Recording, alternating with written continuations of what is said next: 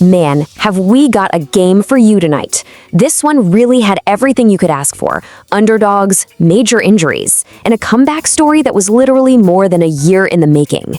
This was way more than just a game. It was a story about pure resilience. It's one of those questions that really gets to the core of why we love sports, right? We can crunch the numbers and break down plays all day long. But sometimes the entire feel of a game, maybe even a whole season, can just flip on the emotional energy from one person's return. Let's see how that played out here. Okay, so let's set the stage. On one side, you've got a team that's just been clawing for any kind of respect. And on the other, a league powerhouse, a team that's always in the conversation. But, and this is a big but, they were limping into this fight. And I mean seriously wounded. So you'll look at this, right? The Warriors doing pretty well, comfortably above 500. The Pelicans, well, they're having a rough season, to put it mildly. If you just saw this, you'd think, okay, this is going to be a walk in the park for the Warriors, a total mismatch. But as we all know, games aren't played on paper. And here's the twist. This is where that whole mismatch idea just gets thrown out the window. The Warriors weren't just missing a player, they were missing their entire core. No Steph Curry, their leader, their whole offense, no Porzingis, no Horford. All of a sudden, that battered giant thing makes a whole lot of sense. This game was now completely up for grabs. Now, let's shift gears for a second. Let's go from the team's struggle to something way more personal. Because while the Warriors were dealing with all those injuries, the Pelicans were about to get a massive emotional boost. They were welcoming back one of their own from a long, long road. And this right here is the heart of the story. A ruptured Achilles. For a pro athlete, that's one of the injuries you just dread hearing about. It's a long, lonely, brutal recovery. Just try to imagine it. 13 months of grinding, pushing yourself every single day, just for the chance to get back on that court. And tonight was the night that whole journey finally paid off. And check this out. This number tells you just how ready he was. 25 minutes. This wasn't some token appearance at the end of the game to get a round of applause. Nope, the Pelicans threw Dejounte Murray right back into the fire.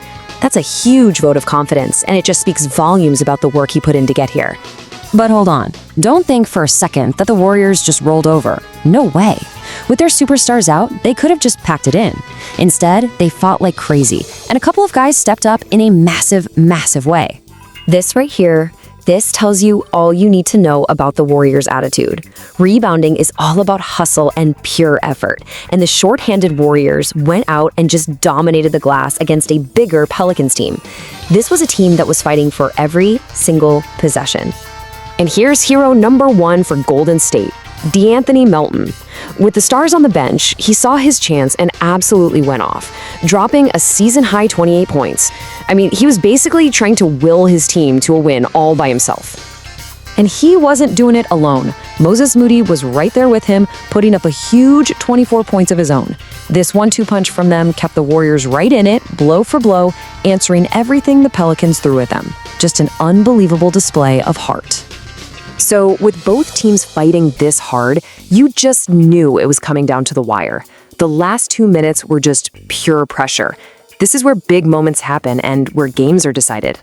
All right, let's break it down. First, Saddiq Bey gets a huge layup to put the Pelicans up 6. The Warriors fight back, but then a tough moment. Melton, who'd been incredible all night, misses a huge free throw. A tiny mistake, but it left the door open. And guess who came through to slam it shut? Dejounte Murray. First game back, and he drives right to the hoop for the layup that sealed the deal. I mean, come on, you just can't write a better story than that. So when that final buzzer sounded, you could just feel it. This wasn't just another win for the Pelicans. It felt bigger. It felt like a turning point, filled with emotion, and, as it turns out, a little bit of unexpected fun. So here are the final numbers, 113 to 109, a total nail-biter. And even though Melton's amazing 28 points was the high for the game, it was Zion Williamson's steady 26 that kept the Pelicans' offense rolling all night. Oh, and speaking of Zion, you gotta love this.